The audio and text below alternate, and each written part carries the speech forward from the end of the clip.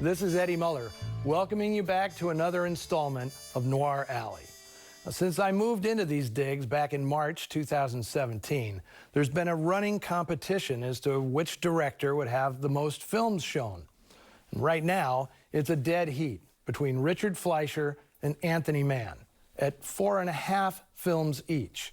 Now, those of you who've been watching closely, you know about those partial film credits.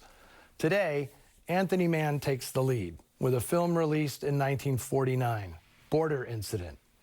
Now, this was intended to be a follow-up to a picture Mann made 2 years earlier, reuniting many of the same collaborators. T-Men, a tale of undercover treasury agents infiltrating a nationwide counterfeiting ring, was a surprise hit in 1947 for Eagle Lion Pictures.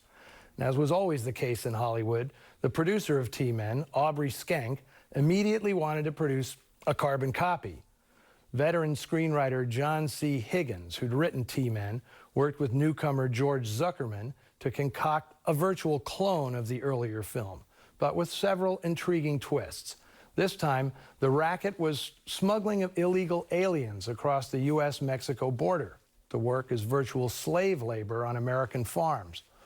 One of the investigating agents is an American, the other a Mexican federale. Higgins and Zuckerman called their script, bluntly, wetbacks. It was later renamed Border Patrol, although at Eagle Lion, everybody called it simply T-Men on the Border.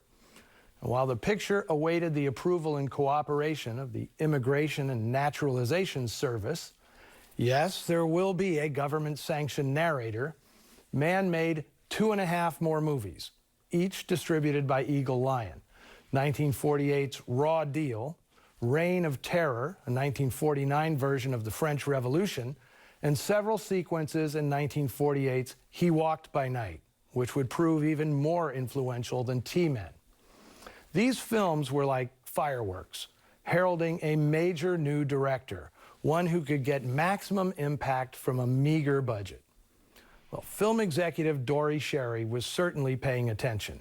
He'd just left his job as head of production at RKO in 1948, as soon as Howard Hughes bought the studio.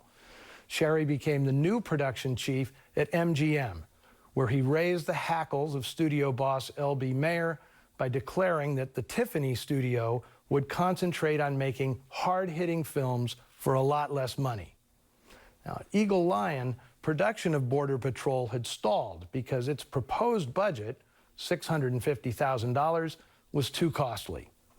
Well, that was a drop in the bucket for MGM, so Sherry paid Schenck $50,000 for the Border Patrol script, provided Anthony Mann was part of the deal. Mann was ready to jump. He'd been directing B-movies at studios around town for 7 years.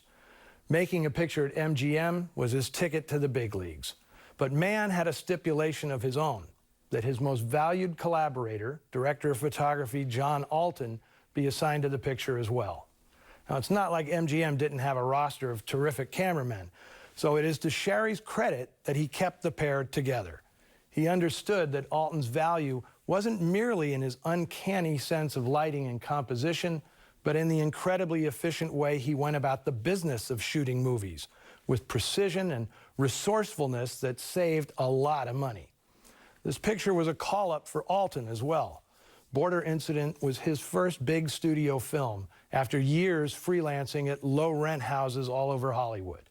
And it certainly showed his loyalty to Anthony Mann, since working at MGM meant that Alton would encounter his arch-nemesis, John Arnold, head of the studio's camera department. The two men hated each other, and it was a dust-up with Arnold that had spurred Alton to resign from the American Society of Cinematographers in 1944, one of the reasons he mostly worked at Poverty Row Studios. Alton's work on Border Incident is astounding. Although much of it was shot on location in the open spaces of California's Imperial Valley and in Mexicali across the border in Baja, Alton manages to make the great outdoors claustrophobic and menacing. He may have used filters to enhance the foreboding skies, but there's little trickery here, and certainly no CGI. When it came to location shooting, Alton's genius was a combination of patience, waiting for the perfect light, in being fast and facile enough to take advantage of it. On that score, he and Mann were perfect collaborators. MGM was suitably impressed.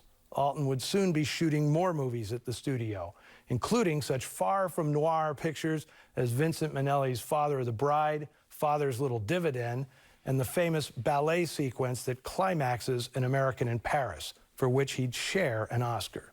Yes, John Alton did shoot in color, too. Another thing this picture has in common with T-Men is that it casts its leading men against type.